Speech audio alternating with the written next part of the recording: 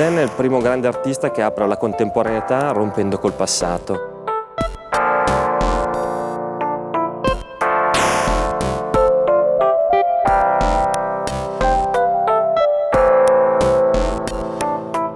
L'exposition La chair, le marbre, qui a été présentée à Paris pendant plus d'1 an, avant de venir à Milan puis d'aller à Rome, est une exposition qui s'attaque et s'intéresse à la relation très particulière que le sculpteur a pu entretenir dans le sens où le marbre est un matériau chargé de mythes et d'histoires.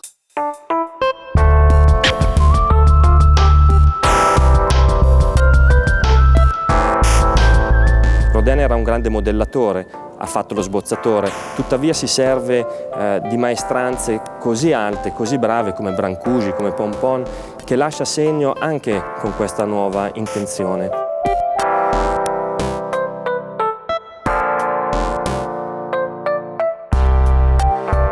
Oui, donc le parcours chronologique de l'exposition permet de bien appréhender, je pense, pour le visiteur, cette dimension et cette évolution de l'art du sculpteur.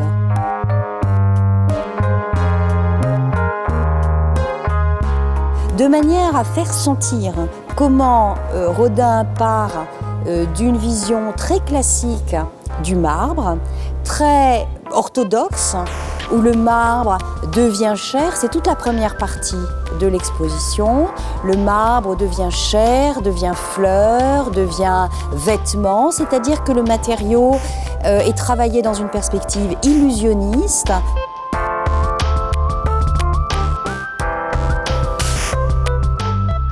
È un artista contemporaneo perché rompe con le dinamiche del classicismo, è un artista contemporaneo perché rilegge la fisicità, rilegge l'eros e porta l'arte dell'Ottocento in una nuova dimensione che poi verrà mutuata dai grandi artisti che l'hanno seguito. C'est une scénographie simple mais qui donne à voir toute la richesse du travail de Rodin.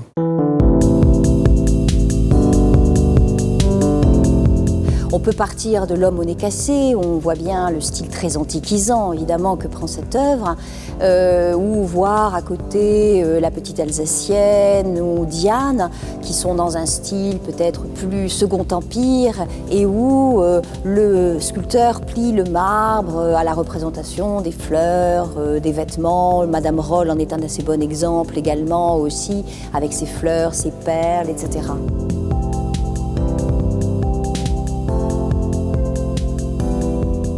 Ici, on a voulu travailler beaucoup plus sur une linéarité, travailler sur quelque chose de plus brut, révéler encore plus le travail de Rodin dans la dernière période qui est le non finito.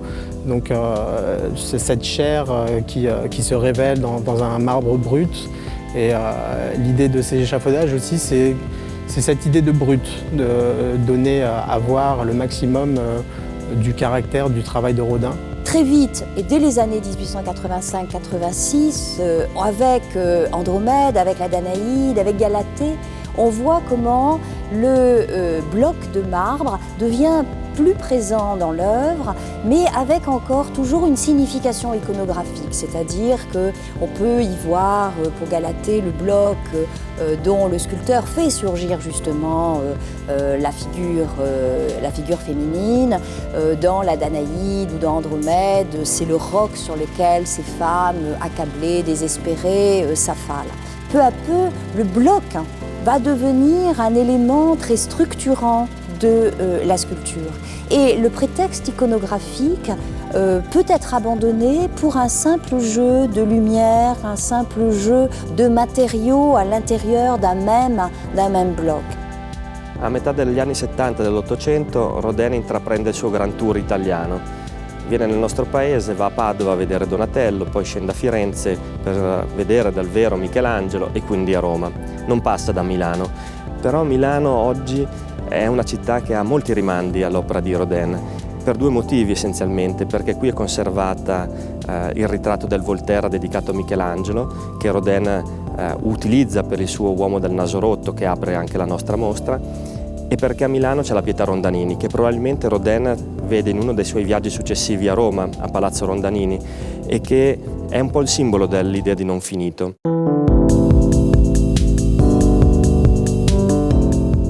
Dans la convalescente, on voit bien comment la figure peine à émerger du marbre. Dans l'Aurore aussi, ou bien dans Rose beurrée, la figure se détache d'un bloc de marbre dont la signification est totalement incompréhensible.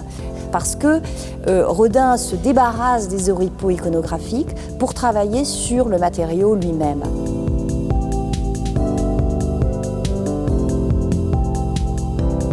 On voit la différence entre le Fugit Amor des premières années et la version ultime que Rodin en donne, ou bien dans le Puvis de Chavannes, les deux Puvis de Chavannes, où on a un buste assez classique et un buste qui était pour Rodin le vrai Puvis de Chavannes, tel qu'en lui-même l'éternité le change, et où la figure émerge comme un bourgeon, comme une pousse du matériau lui-même. C'est un petit peu aussi l'impression que peut donner le buste de Madame Fenaille, qu'il était important à mes yeux de souligner dans le parcours de l'exposition, parce que ça fait appel à une autre mythologie que celle de la figure dans le bloc, et qui fait pousser en quelque sorte les œuvres du marbre, et qui ne les en tire pas à la manière de Michel-Ange comme dans l'Aurore, le Rose beurrée ou certaines figures. Tutti sono passati dalla bottega di Rodin, da Picasso a Brancusi, Arturo Martini, Medardo Rosso anche, col quale